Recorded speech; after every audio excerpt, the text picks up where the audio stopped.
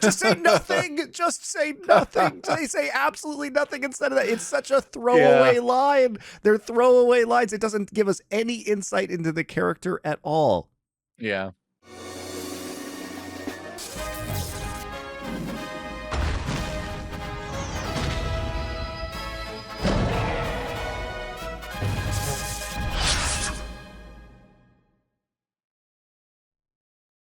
It's our first Star Wars episode here on Nerd Legion. We've been waiting for it for a long time. We thought maybe we'll do some historic Star Wars content. Maybe we'll talk about Andor, which was really quite excellent as a show. Awesome. I was a huge fan of that show.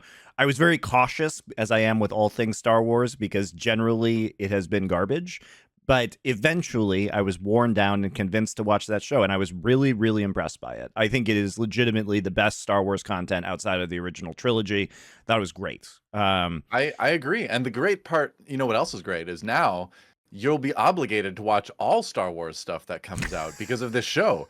So for years I've been trying to, get Monty to watch some of this stuff, because I watch it all, of course, because I'm a sucker for punishment. But and misery love company. So I try to get Monty to watch it all. He resists. You watched did you watch the whole season 1 of The Mandalorian? Nope, I've never seen The Mandalorian.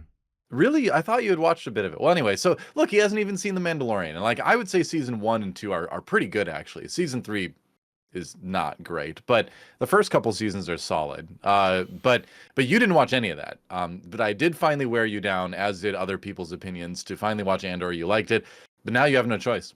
Now you're stuck. Now you're watching Ahsoka, and now we're going to talk about it. And I guess this is also a good opportunity, because we have talked a lot about Star Wars over the years, right? And we have very different opinions. Well, I would say we have some very similar opinions and some very different opinions. I've always been the big Star Wars guy. You've always been the big Star Trek guy. But we both appreciate the other franchises to a certain extent. Well, so as a kid, I was a huge fan of Star Wars, and this was before obviously they released the prequels. And I really, really loved Star Wars. Read a bunch of the books in the extended universe. So I'm particularly interested coming into Ahsoka because I liked the Admiral Thrawn trilogy. I read it as a teenager, so it's been a long time.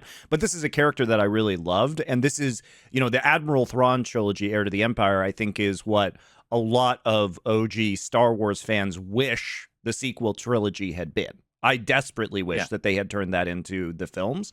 So I was attracted to Ahsoka because I know that this character is there. It's not obviously in the same form that the books, the books have all been erased from the canon, but even this character is such a compelling character and could be used in a variety of ways that I'm excited to see what they do with him, because I'm a big fan of this character in particular. Well, small correction on what you just said as I push up my glasses here, is that actually Shadows of the Empire, the Dash Rendar book, is considered Heir to the Empire. Heir to the Empire. No, I'm not talking about that one. I'm talking about Shadows of the Empire. Okay. Prince Shizor and Dash Rendar, that happens between... yes, I'm aware of between Empire and Jedi? Yes, I'm aware of it. N64 video game, comic books back in the day and all that. I believe that is still canon.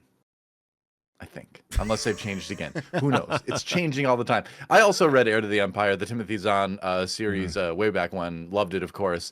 And a lot of OG Star Wars fans do kind of consider that the true sequels to the original trilogy, right? Regardless of what happened in film, which is interesting for a couple different things. First, we have a Witcher connection in that the person playing Grand Admiral Thrawn is Lars Mikkelsen, who also played Stregobor in The Witcher, which I didn't even realize, because he really disappears into his roles, I gotta say. So I didn't even realize that was him at first until I looked it up. But well done, Lars. So looking forward to seeing what he can do with the role. Obviously, his brother Mads Mikkelsen is already in the Star Wars universe, having played the guy who's Jyn Erso's dad in Rogue One, who is a very important character. That Galen Erso. There we go. Great. I remembered He's it now. so good in Andor. So wait, what? Is he in Andor? No. Oh, Mads Mikkelsen. Oh, okay. Sorry.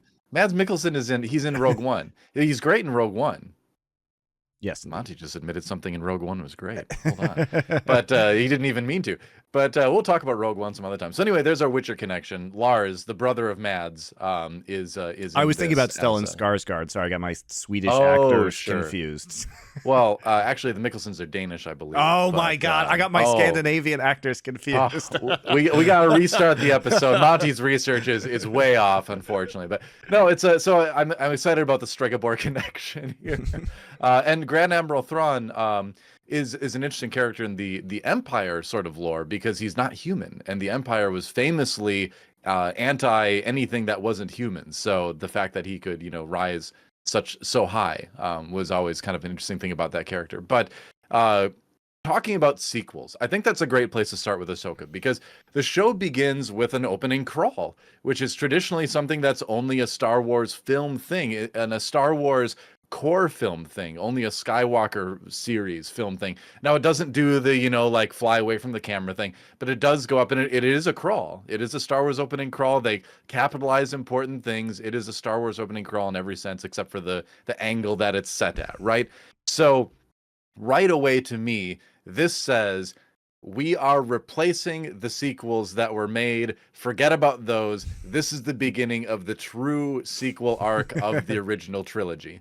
And so I have to say too, I haven't watched all of Rebels. I watched the first 2 seasons. I've not watched the last 2 seasons, which is where all the Thrawn stuff happens, I guess. So I don't have that knowledge coming into this series. I know who Ezra Bridger is. I know why he's important. I know that there was an interaction with Thrawn towards the end of that series. That was kind of the capstone arc for that series, I guess, in the end. But I don't really, I've never seen it, so I don't know anything about that. But yeah, it did really strike me, and just the way they shot this, it really feels like they are trying to go as OT movie Star Wars as they possibly can go, and say this is the actual sequel arc. Forget episode 7, 8, and 9. And I'm fine with that. I would like to forget that. I never even saw 9 because 8 was so terrible that I just never watched another Star Wars movie again. It's true, though. We went and saw 8 together, and I was just my biggest form of entertainment was just watching DoA in the theater watch this movie, because something horrible would happen, and I would just like look over and watch his reaction, because I was like, "This is shit." I remember that. And he was getting so mad. I was also mad, but I expected it to be bad. And after that movie, after they had CGI Princess Leia and the hyperspace incident breaking the entire universe. CGI Leia was Rogue One. Oh, that's true. Well, when they ejected her into space. That CGI Leia, the one that went into space and then force flew back. Space Leia, and the hyperspace breaking the entire universe of Star Wars by using hyperspace to like destroy an important ship. My blood pressure is rising just thinking about this. It was terrible. It was so bad.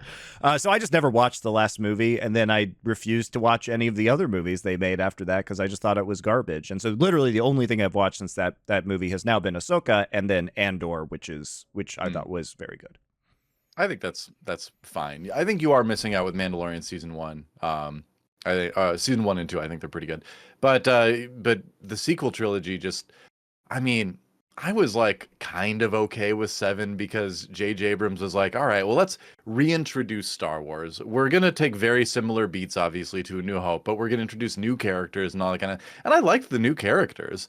I liked Rey, Finn, Poe, everyone else, I guess. It was fun to see but it had Kylo Ren was a great character. Yeah, Kylo Ren was a good character.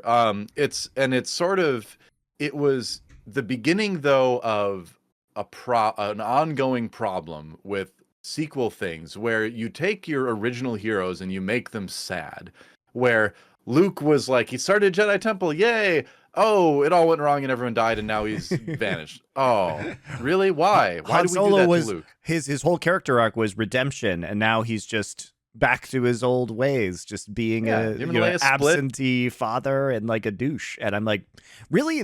I feel like that's not where we were at with Han Solo by the end of Return of the Jedi. No. Like, why do we have to see? We talked about Willow, a couple weeks ago, and like, why do we have to see our heroes from these old movies turn into like just pathetic people that screwed everything up? Why do we have to do that to our heroes? It doesn't elevate your new characters to have the old characters mess up.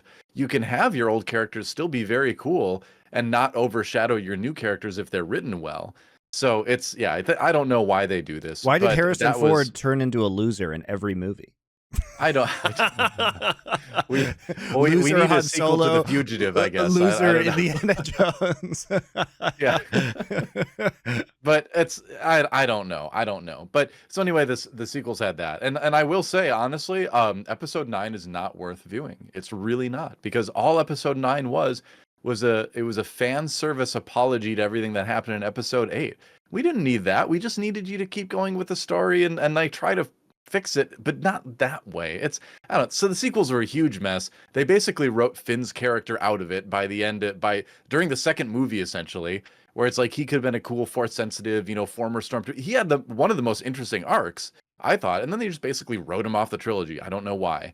He was a cool character, but then Rey became very generic. Anyway, the sequel sucked. So I was surprised that they were so obviously setting Ahsoka up, and everything that comes after this now is being like the new official sequel kind of stuff. It seems very clear that they are trying to just like what damnatio memoriae, the sequel films out of Star Wars, of the Star Wars mentality, right? We're supposed to forget those. And I think that's fine, but I'm surprised that they're going to this length, the opening crawl, everything with this, being like, this is the actual new sequel stuff now. So that's an interesting place to start. Because then again, we, like I mentioned earlier, the first 2 episodes were very much shot in an original trilogy Star Wars way. Lots of long, big landscape shots, long pauses with characters just looking at each other or watching a starship fly away or something, which I liked. It was kind of cool to see it done that way. It wasn't perfect, but then again, it's not the people that made the original trilogy, so there's going to be little differences. But it felt very Star Wars in a way that a lot of the new Star Wars stuff hasn't felt, I thought, which was interesting.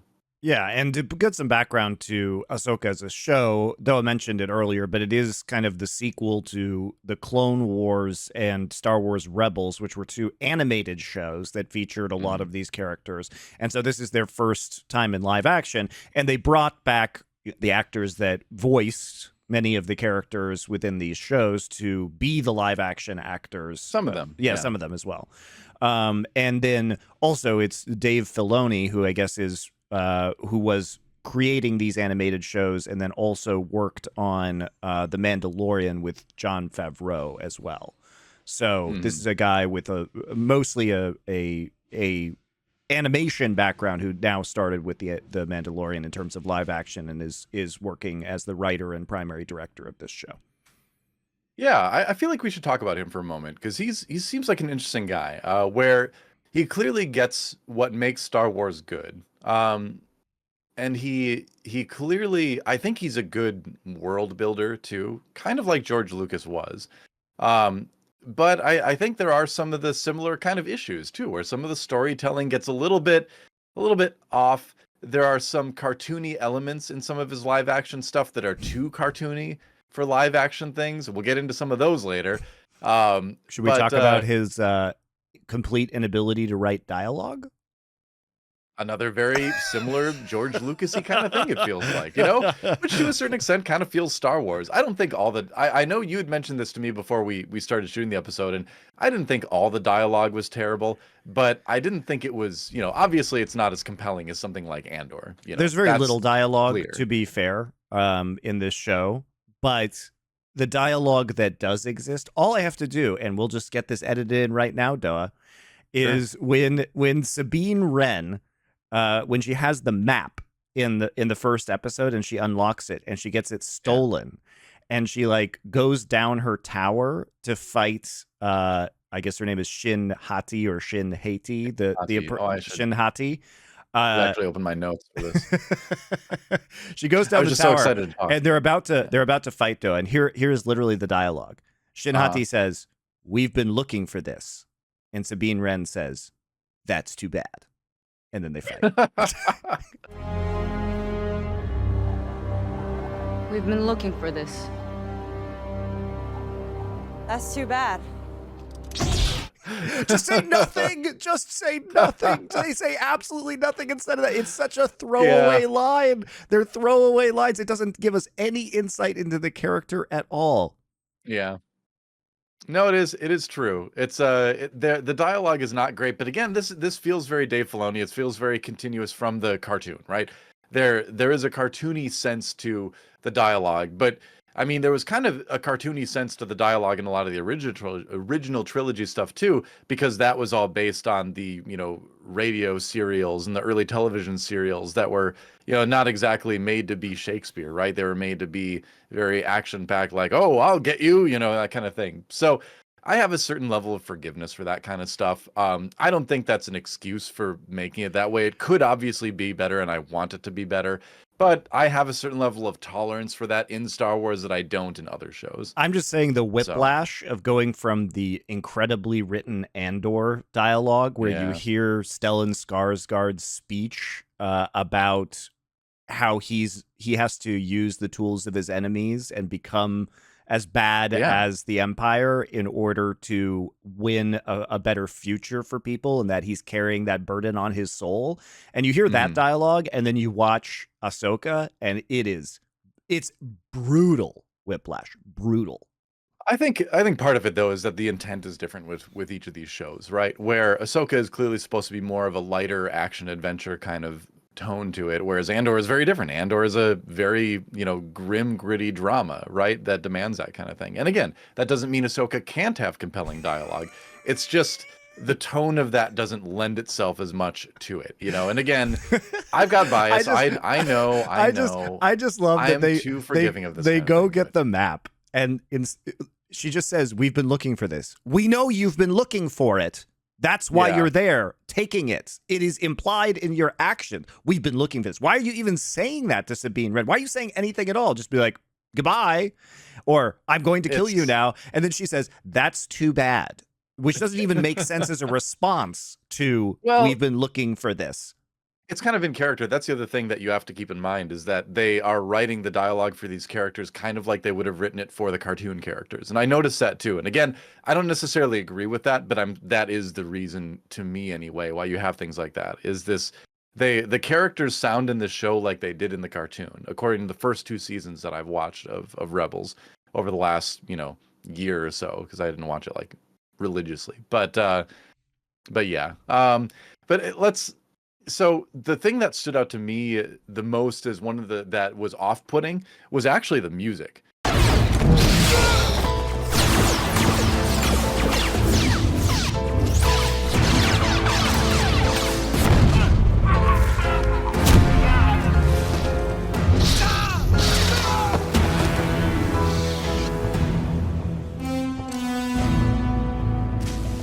Where some of the piano stuff that came in, and you can make the choice to have different music in different Star Wars shows. That's a choice you can make. But if you're trying to go very Star Wars movie feel, then you kind of have to stick with the sort of music things that have been established for that, I suppose. And so the piano sounded very strange. We do obviously hear some of the John Williams score stray away from orchestra to, like the like music at the end of the yub music at the end of Jedi that was replaced sadly with the special editions, and then the weird song and dance number in Jabba's palace that was inserted into the special editions. So there is precedent for non-classical music in Star Wars films, but I did not enjoy the rock music for Sabine, and that whole scene could have just been cut. It should have been cut. That was the thing about episode 1, is there was a lot of filler in there. I felt like they were trying to kind of extend the runtime. I don't know why, but we didn't need the whole her being chased like, hey, you gotta come to the celebration. No.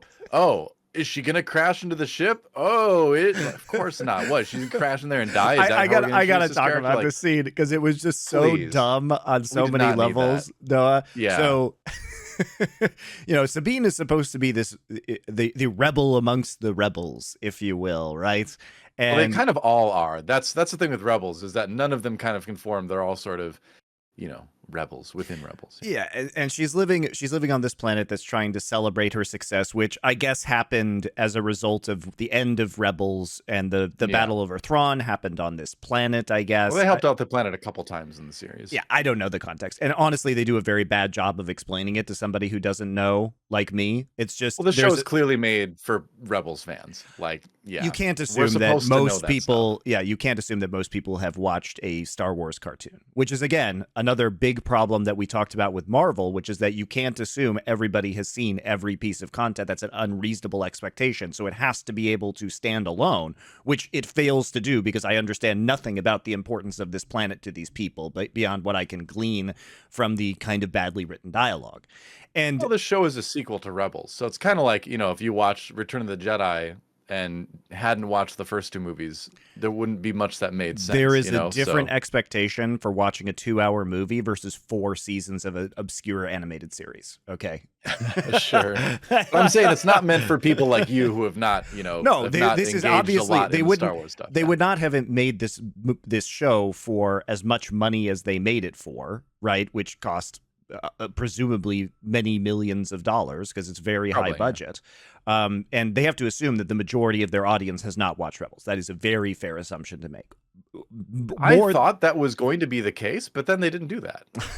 so I don't like that. But as to the point of the scene you're talking about, where they're trying to do what they're trying to do is to set up Sabine's character, right? And they're trying to, and it could have been cool, but unfortunately, it just ends up being very lame and weird. So she's fleeing being part of this ceremony. Where she is going to be honored and give a speech about whatever happened in Rebels that I don't know about / don't care about / they don't even describe to me, so it's hard for me to care. Sure. And she's on her like speeder bike, her flying motorcycle, and she is going on a highway that apparently only she uses. It's a road that goes to her tower. In a straight line, abandoned, isn't it? And no one else uses it, and so they're chasing her. And you can see her tower at the end of the highway that only she uses. And they try and park a vehicle on the road, and she slides under it and then goes to her tower. Except they know where she lives. She lives in the tower at the end of the road, and they could simply keep flying another kilometer and go get her from the tower. And instead they're like, ha ha, she's so wacky. And then they just leave. And then she goes back to her tower. Why would you stop there if you were trying to bring her in order to be part of this ceremony? It just made no sense. And I mean, clearly the pilots didn't really care. They were like, well, whatever, go and do your thing. I understand. But they say at the same time, so first off, they create a game of chicken with her, which could result in her death, which just seems incredibly irresponsible. She's not a criminal. She was supposed to give a speech. Why are you setting up a blockade? Why are you setting up a blockade that might end up in her dying? That just seems really irresponsible. And then you have the pilot who's kind of just shrugs his shoulder at the end and says, oh, well, you had to do a fancy trick. Maybe you would have died. You're such a rogue. And then he just leaves. And then he just leaves, even though she's almost home and they know where she lives. Everyone clearly knows that that's Sabine's tower at the end of the empty highway. Yeah, that scene should have absolutely been cut because you don't even need it to show that she's a rebellious person, right? You already established that she was supposed to speak as this thing and she didn't show up. So that's enough, That already establishes her personality. Then you just cut to like, oh, what, Sabine? Where's Sabine? And then you just cut to the shot of her driving by off towards the tower, and then you cut to like her entering the tower and having her like, moment, right? So you didn't need that entire stupid scene like that. Yeah. So that absolutely should have been cut. That was purely padding, and it was boring non-drama. And probably that is easily my least favorite scene in the first 2 episodes. It was completely unnecessary.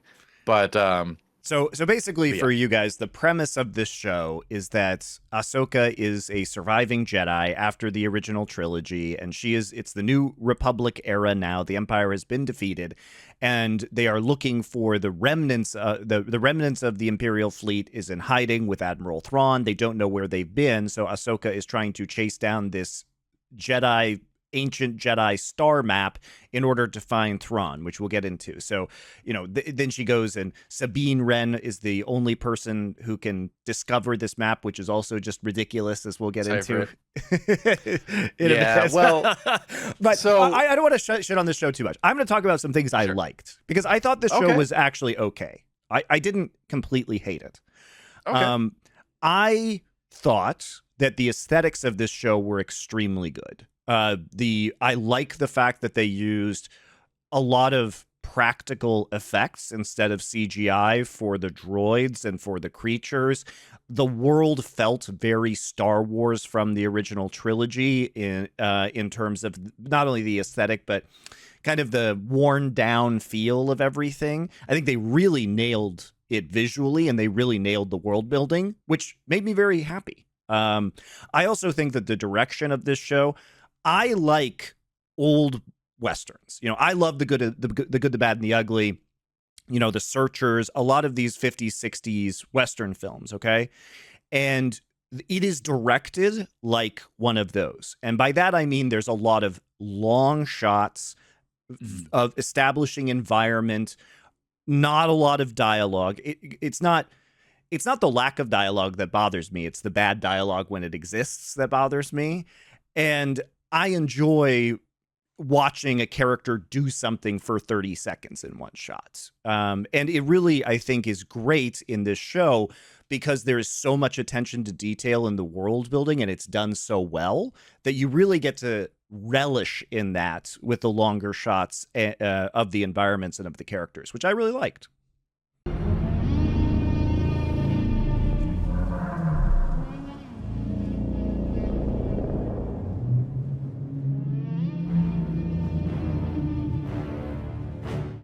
Yeah, I mean, and the funny thing is, I hear you say all this, and I think to myself, you'd like The Mandalorian. If you like this, The Mandalorian is literally a Star Wars Western for the first 2 seasons, at least. So you would like it. But back to Ahsoka. Yeah, I like all those things too. All this, a lot of the stuff I didn't like ended within the first 20 minutes.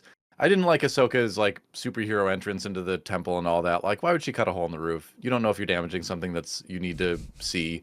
It's just a dumb Marvel holdover thing. It sure was cool, but it was just unnecessary. It doesn't seem realistic. But to give you a little bit more background on Ahsoka, so she was Anakin Skywalker's apprentice in the Clone Wars. Right. And I have watched the whole Clone Wars series. And during her training, during the Clone Wars, she was framed for murder. And by the end of the whole process that exonerated her, she became very disenfranchised with the Jedi Order in general and left on her own accord. They offered her a chance to come back, but she was like, nah, forget the Jedi. They didn't help me when I was being framed and all that. I had to exonerate myself, and so forget the Jedi. So she's a good Force user. She's a good person, but she's not a Jedi, and she doesn't really like the Jedi. So she's kind of interesting and unique in the Star Wars world in that regard, where she's out there, she's got lightsabers, she's got Jedi training, but she's got the baggage of her master being Anakin for a while. And then, because of course, if Anakin's training someone, it's not going to be the, typical Jedi training and all that. And you see that in Clone Wars. They don't exactly play by the rules. And then she has this, very negative experience being in the Jedi Order and leaves it. So she's kind of been on her own for a while. And that's the interesting thing about this series is you've got this Jedi swashbuckling going on, but nobody is really part of the traditional Jedi structures. Sabine and Ahsoka are not Jedi in that they're not part of the Jedi Order. They're not trying to reestablish the Jedi Order. They're just Force users with Jedi training. And then you've got Baylan Skoll and his apprentice. We're not really Sith, it doesn't feel like. They're not. Yeah, you can tell he is a former Jedi who managed to escape Order 66 and then has become a mercenary. And, in the end, there's the scene where it's of course, Sabine gets stabbed and she doesn't get killed and all that. But if you watch it, Shin Hati doesn't really look like she wants to kill her. And then we find out later in the second episode that Baylan feels regretful about the idea of killing Ahsoka because there's so few Force users left. And so that's probably an opinion that's been passed on to his apprentice as well. So they're on opposing sides, but they still kind of have this respect for each other. And I think that translates really well into the fight scenes in this series, where they're not really trying to kill each other. They're just trying to stop each other from completing an objective, right? Yeah. Which is so refreshing that not every fight is like, I'm gonna kill you. It's like, well, I need to just hold you back for a while I escape with this other thing and all that. I also It is appreciate nice. the ambiguity that you're talking about. It's not so Yeah. black and white Jedi versus Sith, because the old orders have dissolved, right? The Sith have been killed in Palpatine and Vader, and the Jedi Order no longer exists. And so they're trying to kind of figure out their new place as Force users and as both as former Jedi. And you get to see the divergence too in what former Jedi became. And you don't get the sense that that Baylan Skoll's character is bad.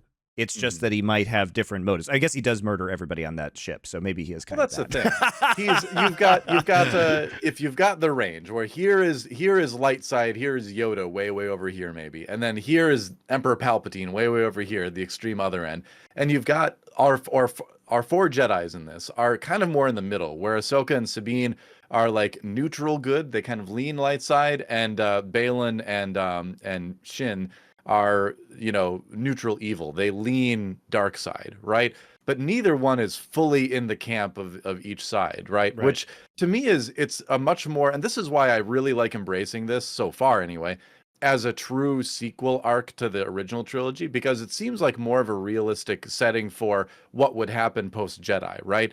Is that you post Return of the Jedi, is that you do have other Force users kind of coming out of the woodwork that have been in hiding or been off doing other things. It's a big galaxy. And, you know, nobody's really going to be in those two camps firmly, you know, most likely. So I did really like that. I liked the slower pace to this too.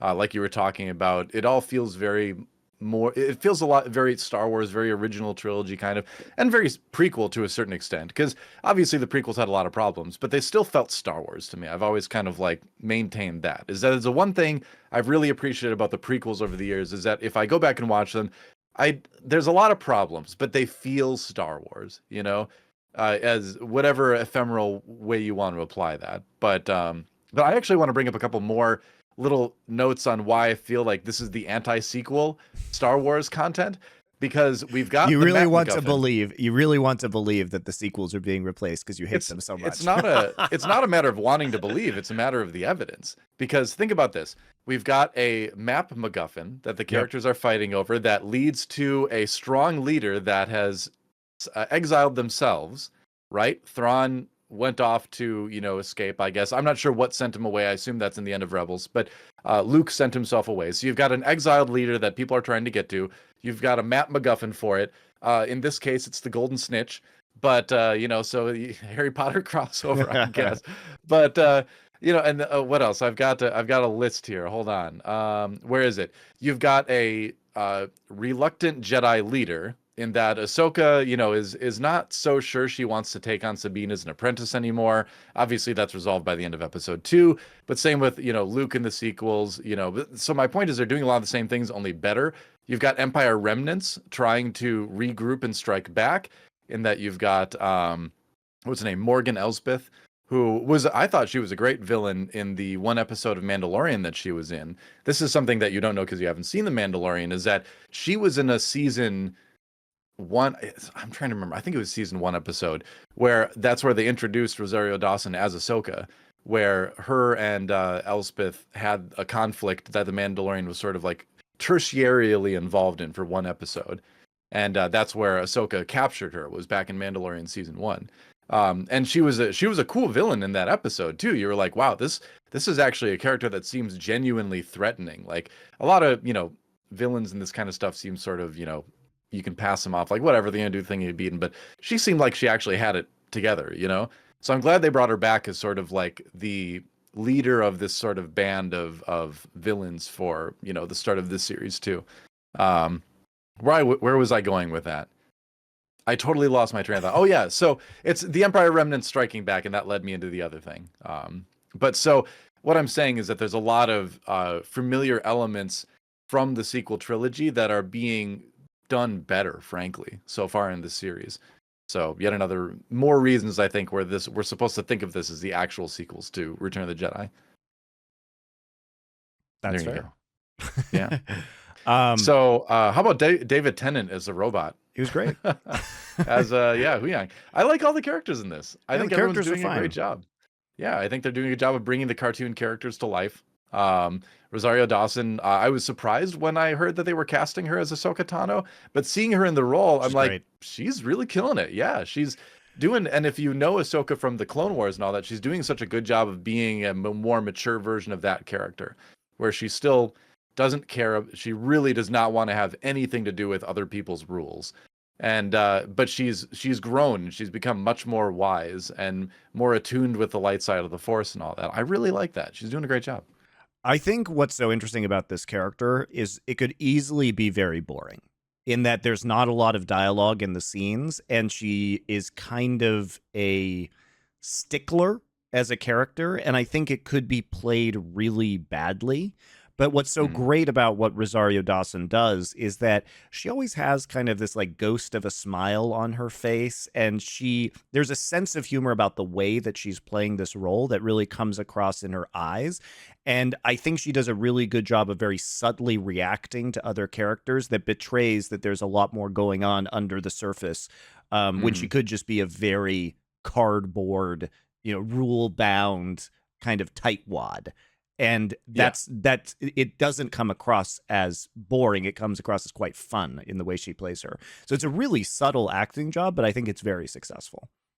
The thing, if you've kind of followed her character since she was essentially a child in the Clone Wars early on, like you can tell that she has a very strong respect for the philosophy of the light side of the Force, but a very strong disagreement with the application of it in the Jedi Order. And so she's got this sense of wisdom with, she just seems very, wise and kind of rueful about all of the, everything that's kind of going on. Kind of reminds me of old Obi-Wan a little bit to a certain extent, But I do she's like more that. Street smart, though. I think that's what the thing is that which reflects what she's been through. Yeah, she's not really an idealist. She's more of a practical, get it done wisdom that I think is interesting. So I've been enjoying Rosario Dawson's acting, and I've been enjoying the character quite a bit. And I think all the actors generally do quite a good job, even though a lot of their dialogue is complete garbage, and it's very difficult to work with a lot of the time. Sure. But from what we've seen, and I am excited about, we haven't seen Lars Mikkelsen as Thrawn yet, but I'm excited to see that when it actually happens, because I'm sure he's going to do a great job. Yeah. It'll be fun. So I guess concluding episode 1, we've talked a little bit about episode 2 already. So basically the map gets stolen by the bad guys. Sabine is injured. Obviously like it goes through the side, not through the middle. So she's going to be fine. Right. But it leads to, I feel like each episode has one scene in it that I really, really hate. Can you guess what the scene in episode 2 is that I really, really hate? No, what is it? It's the scene where they're totally fine, apparently, with the prospect of blowing up a hospital. Oh, right. Because they're going through this droid, I think, And I'm like, okay, all right. So it's like, it's not just a danger to you. You realize you are in a hospital right now. Are you really willing to blow up this hospital because you're trying to get the droid information? Like, take that risk. Back to the communication tower or whatever, that's where the old communication tower is, where she lived. That's why the road is kind of abandoned, by the way, is because it's out there where nobody really goes anymore. But anyway, it's maintained. It's not abandoned. Yeah. Well, I mean, you have to have standards, but yeah, that's the scene that really like bugged me and kind of took me out of it. It was like, again, needless non-drama. Like, why do they need to make the head about to be explode? You can just do that scene without the explosion thing in it at all, and just have Sabine show another one of her cool skills that she can like go in and find this information. You can do that without the stupid explosion like mini sub drama.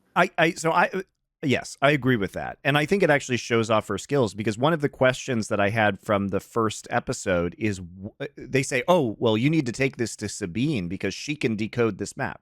Why? Mm-hmm. Why? No one ever explains why Sabine is the one who can decode this map, because she's not an expert about ancient Jedi artifacts or archaeologist or anything. She does have the ability to hack into this droid's head, but that has nothing to do with the skill set that's required to decode the map. And not only that, DoA, but what I thought was hilarious about the first episode and the map, the discovery of the map in general, was you have this very long and unnecessary scene of Ahsoka just like slowly adjusting these things in order to, in order, really slow. It lasted way too long. It was a cool set. It was a very cool set. But you know what this reminded me of? It's a payoff with nothing leading up to it. Yeah. You know, we don't know why this is taking so long. And you never find out because there was no point in making it take a long time for adjusting all of these things to reveal the map. It could have been done much quicker. You know what this reminded me of was a video game. This is like what you would do in a video. It's like a video game puzzle, right? Or a cartoon. You will no, because they wouldn't spend 3 minutes watching you slowly align things in a cartoon. It's like playing a video game. And so you get in there and it was like you as the character were in the environment being Ahsoka aligning the things in order to solve the puzzle to reveal the next stage, right? And it was even more video gamey. And this is very reminiscent of Star Wars Fallen Order and or the Jedi Fallen Order and Jedi Survivor, which are both I need to play. I played both those games and I really like them. So it was very reminiscent of a puzzle that you would see in there. And then at the end, when Sabine figures out the end of the puzzle, it's because there is a diagram on the floor of the room that the sphere, the map was in. Yeah. And she looks at it and just spins it around a couple of times to make the same design that was on the floor of the room. To which my question is, DoA, why is she the only one who can look at the environment, see the obvious parallels? Just didn't turn the camera. You know? See the obvious parallels. If you were in that room, if this was a video game and you were a player, this would be a very simple puzzle. You would see a pattern on the floor, which would be an obvious clue about how to manipulate this device to open it. And I just don't understand why she is the only person in the galaxy who can figure out an environmental clue, which any video gamer could have instantly decoded from this exact situation and then put together the pieces and open this puzzle. It is the world's worst puzzle if they're trying to hide information. You put the key in the same room on the floor with the same design. It's like they want people to open it, right? But yet she's the only one. She's the only person who could have figured this out. I have answers for this. As you might expect, I have answers for all this. Now, first of all, I want to maintain that it's not a Jedi artifact. The map is not a Jedi artifact. I believe it goes back to the Night Sisters of Dathomir, who are Force users, but not connected to the Jedi Order. So we do have to make that clarification. I think I'm right on that. If I'm not, well, take my nerd card, whatever. But so this brings us to another character which is Hera, right? Hera Syndulla, which is she was kind of the leader of the outfit in Rebels. She's obviously become a general with the New Republic and all that, and she's the one that brings Ahsoka on board to help her with this problem of Morgan Elsbeth escaping the prison transport. And so as I watched this, I kind of started to sort of realize that Hera's the one who told Ahsoka that Sabine needed to be the one to decode it and all that. Hera is clearly trying to get those two together again because of their past relationship. So I think a lot of it is Hera trying to put the band back together because she feels she needs these people to group up again to solve this new problem with the potential of Thrawn coming back. So I think Sabine clearly wasn't the only one who could do it, but Hera tried to position it that way to get everyone back together. So Ahsoka it's lame, but I think that's Ahsoka must be an idiot who couldn't figure this out herself, even though she didn't even. So she must be really stupid. And then that's the problem with if there is a pressing existential threat against the New Republic, and you're fucking around with, I need to get my friends back together instead of finding the people to solve the problem the most quickly, you are a terrible leader. That's it. So I disagree with your entire assessment. Although she does appear to be a very irresponsible general because she just walks around trying to do the investigation on Corellia in episode 2 without any kind of bodyguard or detail around her or any soldiers. And then they get ambushed by Imperial traitors. It's one of those situations, though, where it's like she's kind of just made a general because she's been capable and there's nobody else around, right? It's like making Han Solo a general, right? He's trying to be responsible, but is he really the best choice to make a general, you know? I think Mon Mothma's just an idiot, man. She's just generalizing anyone she can. In a rebellion and in a New Republic, you just work with what you got, you know. And this, honestly, this is reflective of our own world, where a lot of times, you know, war heroes are made are given high positions without really any sort of consideration to if they're capable of that or not, if they're capable of managing that position. Some people are just better on the ground, and not, better in those leadership roles. So to a certain extent, it is realistic in that you could see this New Republic being like, oh, well, this person's a war hero. Now you're a general. Whether you're qualified or not, you are someone who we see as someone who can inspire people and we hope can lead, but who knows, we need somebody in the spot, So I think to a certain extent, you're trying to work with what you've got and build this thing out of, the pieces that you have. So I get it to a certain extent. I feel like I did like seeing Peter Jacobson from House come back as a secret Imperial guy who ran a shipyard. Welcome back, Taub. Did you ever watch House? No, I didn't. Oh, okay. Well, he was one of the main characters as the series went on. Or the main side characters, I would say. I was pleasantly surprised to see Ray Stevenson, who unfortunately died, who was Titus Pullo in Rome, and who is absolutely amazing in that series. And so to have him be Balin was really cool for me. And I'm sad that we're not going to be able to see that anymore. Well, I wonder how far they got. I think they shot it all before he passed away. I was kind of wondering about that. They did, but I don't know if he's going to be. He would have been in future seasons. You know what I mean? I guess, but. He was so good too, because he played going back to a little bit what we talked about earlier, he played that role of fallen Jedi extremely well, and that he looks friendly. You look at the guy and he's big and imposing, but he has a friendly look to him, but yet he's doing these things. He's clearly got this sinister side, so I feel like he looks exactly like how I would expect a Jedi that ended up having to flee because of Order 66, kind of making his own way and sort of going in the wrong direction over the course of his life. I think he typified that type of Force user really well. So it is very sad that there's a limit to how much we're going to get to see him in that role. So we'll see what happens, I guess. But I did have those thoughts too. I did a little bit of result on Huyang, the droid, because I didn't know anything about him because he's not in the first 2 seasons of Rebels. But apparently he was a professor, a Jedi professor that taught people to build lightsabers and stuff. So his dialogue is very professor-like, where he's trying to lead people through. Yeah, I like that too, where he does approach it where it's like, well, this is what you say, but let's really think about what you're saying. And he kind of leads people to, better conclusions about their issues, very professor-like, which I like that. What else do we want to talk about? You know what really bothered me, DoA? What bothered you?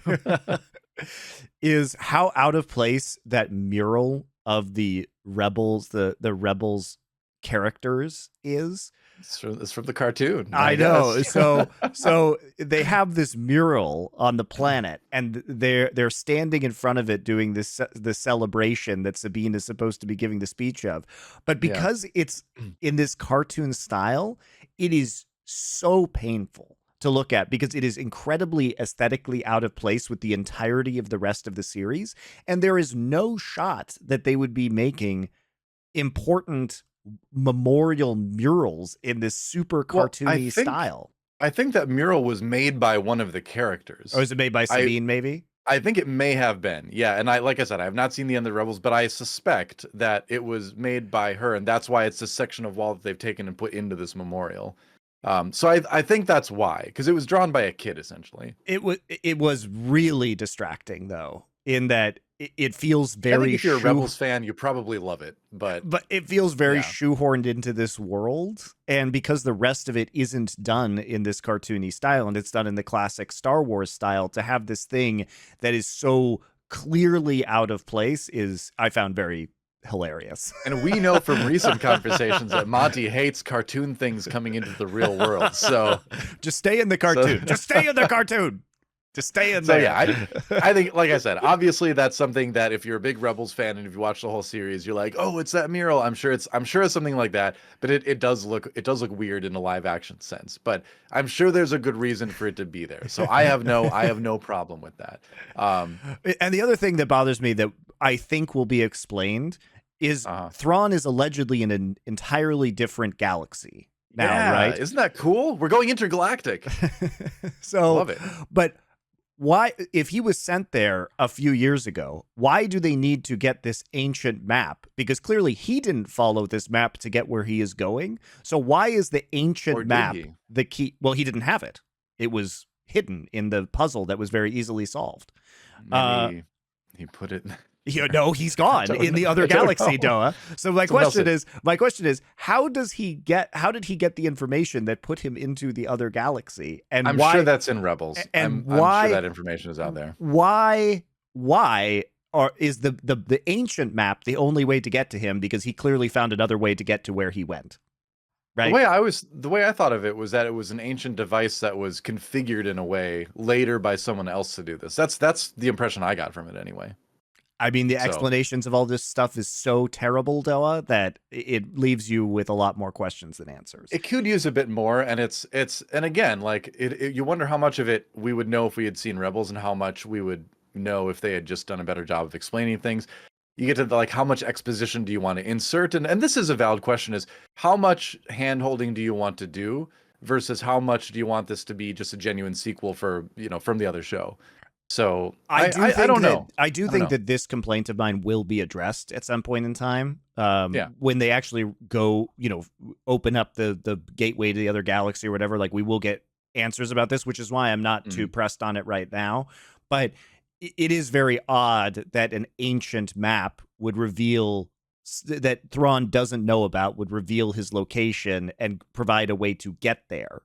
Right. Yeah, I'm not sure either. Like I said, well, here's why I think of it a little bit more in a friendly way. I guess. I don't know. Here's why it doesn't bother me as much, is because I compare this with the start of Secret Invasion, where we have no idea what's going on because the information that gives us context is just not there. It's just not anywhere. This isn't a sequel to anything, really. There's no information out there. And then they don't bother telling you the context for a lot of things that happen in the beginning of Secret Invasion until episode or 2 in there.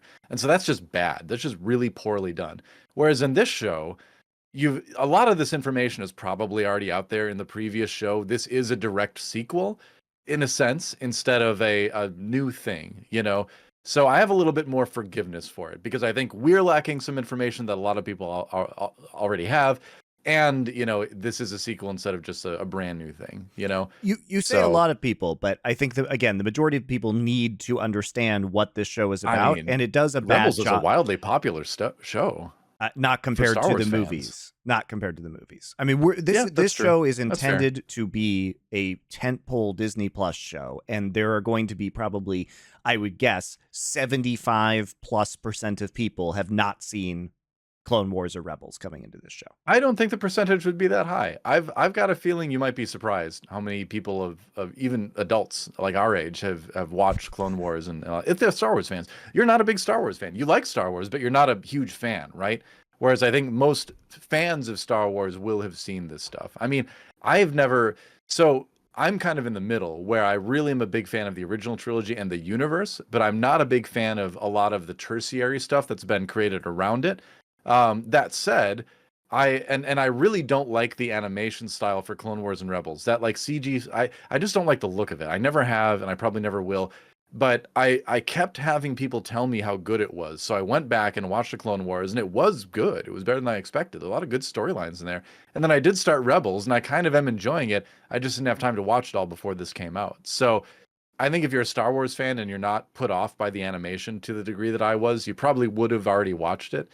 But there are a lot of people, no doubt, that are coming into it like us and don't have that info. And maybe they could do a little bit more explaining to kind of help us catch up. I think that would be nice. That said, I don't hate this show. I don't hate it. I think it's okay. I am intrigued about where it's going because I think that it can be good.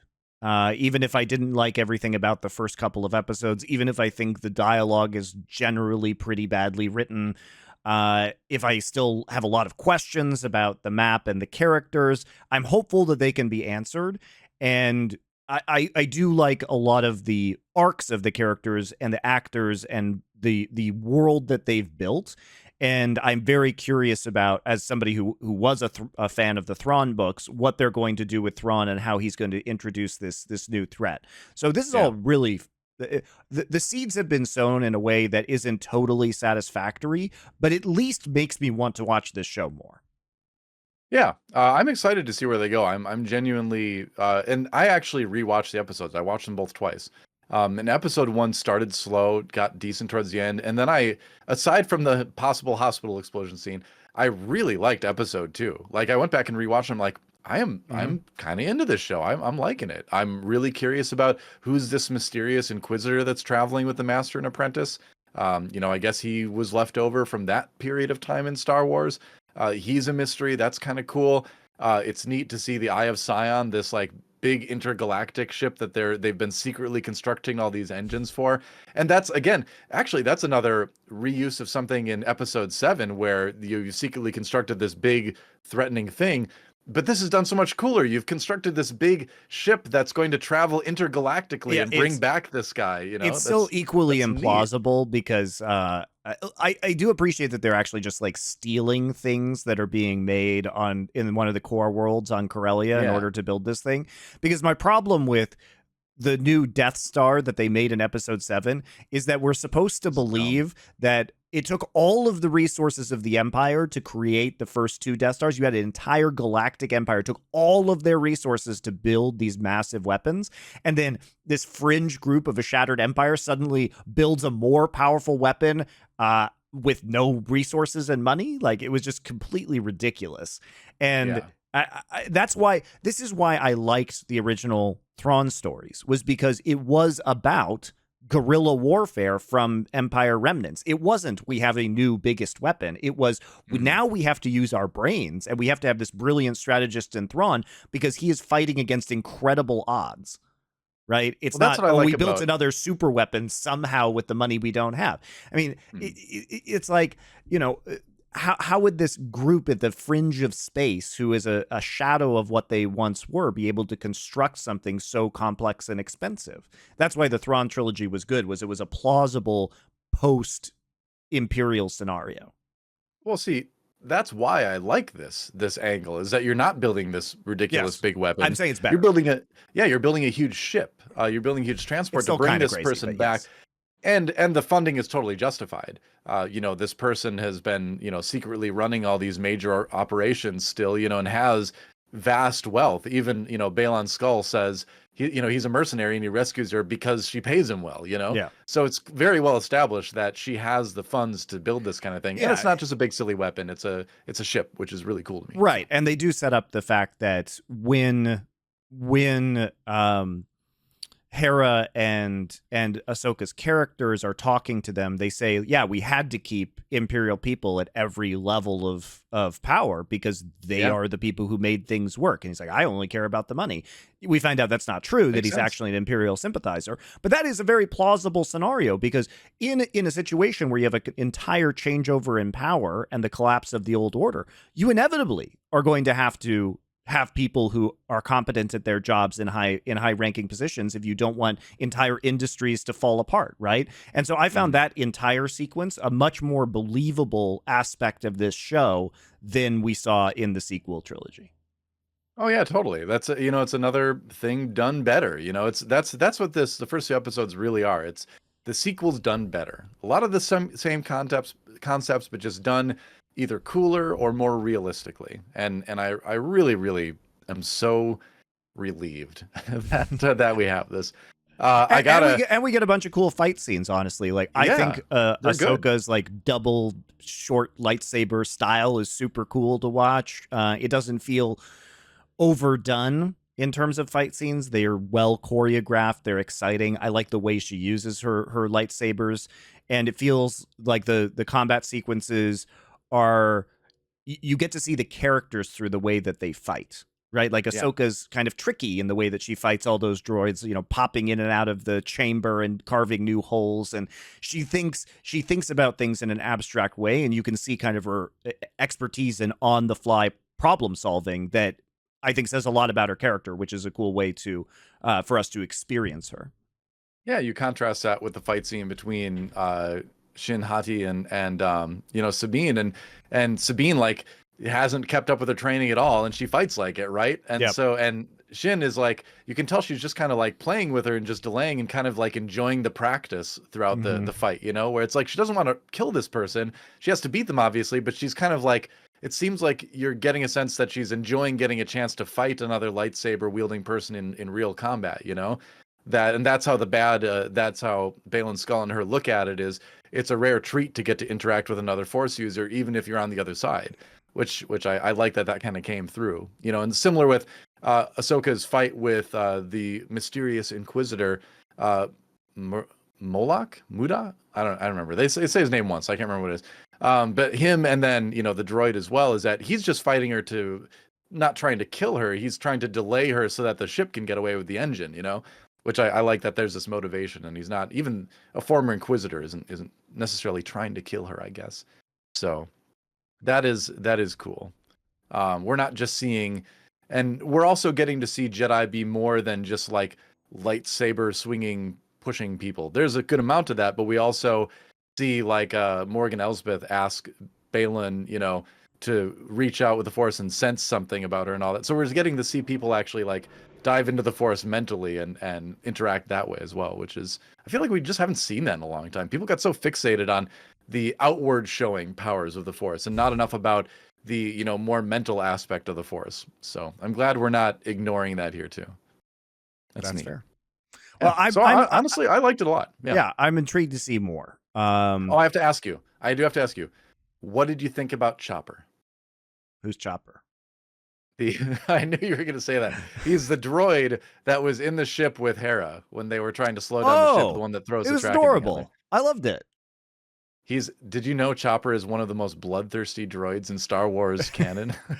Really? He's responsible for the deaths of hundreds. If you watch it, he rigged a whole like Star Destroyer, I think it was, to self-destruct.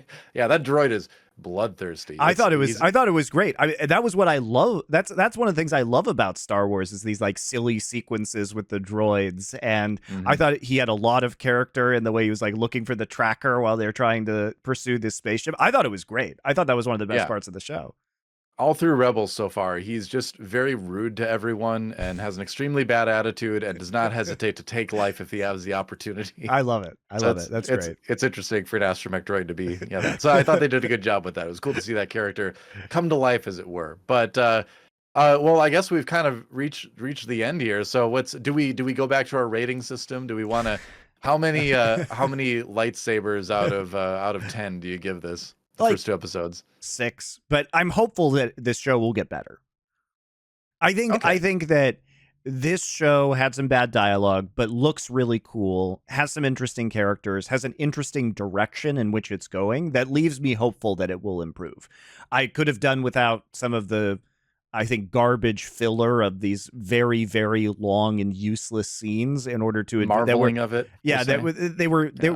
I would say to advance the plots, like you said about the hospital droid explosion scene, but they could have advanced the plot without the fake drama, and they certainly could have done without Ahsoka in the room like twisting things for 5 minutes, and they could have done without the Sabine fake drama speeder bike scene. So I wish it had been trimmed down or done differently in some ways, but I can shrug my shoulders and get past that. It was more unnecessary and not super distracting, because I still felt the actual core story to be interesting.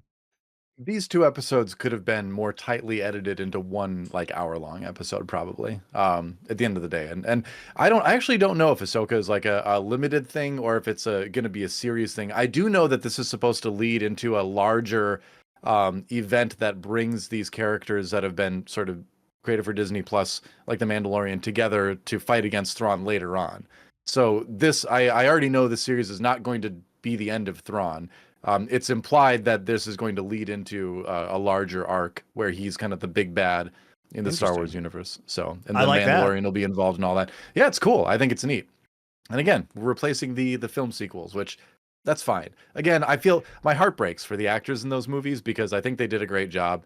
And I feel so bad that their characters were served so poorly by the scripts in the second and third movies for the sequels. So if one of the actors from those movies ever ends up watching this, my heart goes out to you because you deserved better. You really did deserve better. Your characters were great initially, and they were so underserved. But I am glad that we're getting kind of a better replacement to the film sequels that existed story-wise. So we'll see where this goes. I'm going to give it I'm gonna give it a 7 out of 10 lightsabers. I'm gonna give it one higher than you because I've got that Star Wars, that unabashed Star Wars fandom that for the universe, and I have watched a bit of Rebels, so it connected with me a little bit more. And it's a provisional 6 because if I take these on its own, it is a 6. But I think this can be good.